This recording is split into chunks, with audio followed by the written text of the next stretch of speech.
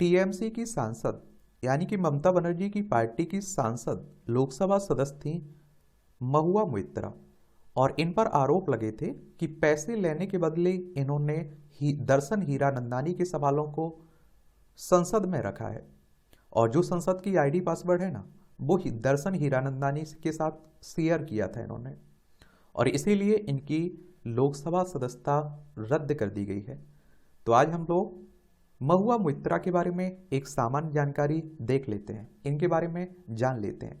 आप लोग अपनी स्क्रीन पर भी देख रहे होंगे इन्हें।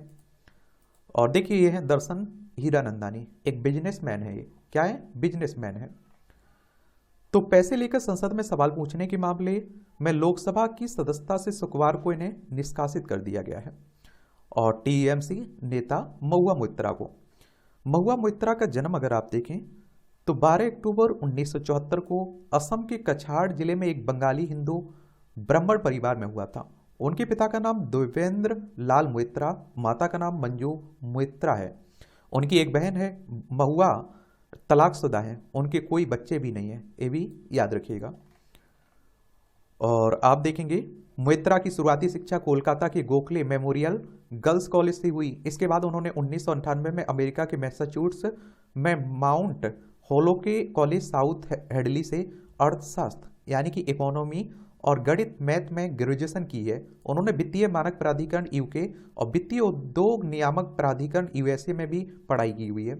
इसके अलावा उन्होंने न्यूयॉर्क सिटी और लंदन में जेपी मॉर्गन चेज के लिए एक निवेश बैंकर के रूप में भी काम किया है। तो पहले बैंकर भी रही हैं। और इनके अगर हम लोग राजनीतिक करियर की बात करें तो महुआ मोइत्रा 2009 में लंदन में जेपी मॉर्गन चेज में उपाध्यक्ष का पद छोड़कर राजनीति में आ जाती हैं। वह कांग्रेस की युवा शाखा भारतीय युवा कांग्रेस में शामिल हो जाती हैं, जहां उन्होंने पार्टी के कार्यक्रम आम आदमी का सिपाही के लिए काम किया। उस कार्यक्रम की शुरुआत तत्कालीन कांग्रेस महासचिव राहुल गांधी ने की थी उस समय। फिर आप देखें 2010 में महुआ मोइत्रा टीएमसी में शामिल हो जाती हैं, ममता बनर्जी की पार्टी में एक तेज तर्रार युवा नेता के रूप में भी उभरती हैं। उन्होंने टीएमसी महासचिव और राष्ट्रीय प्रवक्ता के रूप में भी काम किया है। 2022 में होने वाले विधानसभा चुनाव से पहले नवंबर 2021 में मोइत्रा को टीएमसी की गोवा इकाई के राज्य प्रभारी के रूप में भी नियुक्त किया गया था। एक बार वो विधायक और एक बार सांसद भी बनी महुआ मोइत्रा 2016 के पश्चिम बंगाल विधानसभा चुनाव में करीमपुर सीट से चुनाव में उतरी थी। और उन्होंने आप देखेंगे तब उन्होंने 15,989 मतों के अंतर से सीपीएम उम्मीदवार को हरा दिया था। और देखिए, अगर आपको विधानसभा का चुनाव लड़ना है तो आपकी उम्र कम से कम 25 साल होनी चाहिए। अधिकतम उम्र की सीमा नहीं रखी गई है। और इनका चुनाव डायरेक्ट जनता यानी कि मतदाताओं के द्वारा होता है। अगर आपकी उम्र 18 साल हो चुकी है तो वोटर सूची में नाम जुड़ चुका होगा और आप लोग वोट डालने भी जाते होंगे। और ये चुनाव करवाता कौन है? चाहे लोकसभा के हो, विधानसभा के हो, राष्ट्रपति उपराष्ट्रपति के हो, ये करवाता है। आप देखते हैं इलेक्शन कमीशन ऑफ इंडिया, भारतीय निर्वाचन आयोग एक संवैधानिक संस्था है। संविधान के अनुच्छेद 324 के तहत इसकी स्थापना की गई है और 25 जनवरी 1950 में स्थापना हुई थी। 25 जनवरी को मतदाता दिवस मनाते हैं। नई दिल्ली में इसका हेडक्वार्टर देखने को मिलेगा। पहले मुख्य चुनाव आयुक्त हमारे सुकुमार सेन थे। इसके बाद उन्होंने 2019 का लोकसभा चुनाव पश्चिम बंगाल की कृष्णानगर सीट से लड़ा और जीत कर लोकसभा पहुंची थी। उन्होंने बीजेपी उम्मीदवार को 63,218 मतों के अंतर से हराया था। और महुआ मोइत्रा के विवाद की बात करें तो महुआ मोइत्रा जून 2019 में संसद में अपने भाषण में फांसीवाद का जिक्र करते हुए बीजेपी सरकार पर निशाना साधकर सुर्खियों में आई थी।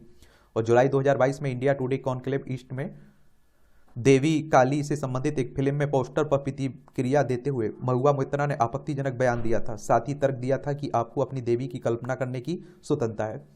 और उनके विवादित बयान से टीएमसी संसद के अंदर असंसदीय शब्दों का इस्तेमाल करने को लेकर विवादों के केंद्र में थी वो। और 10 मार्च 2023 को उन्होंने बीजेपी सांसद निशिकांत दुबे पर फर्जी डिग्री का आरोप भी लगाया था। और आप देखते हैं कि फिर निशिकांत दुबे के द्वारा इन पर इस तरह के बयान मतलब आप देखिए विवाद जुड़ गए और उन्होंने भी आरोप लगाया। उसी में जांच हुई और उनकी लोकसभा सदस्यता चली गई।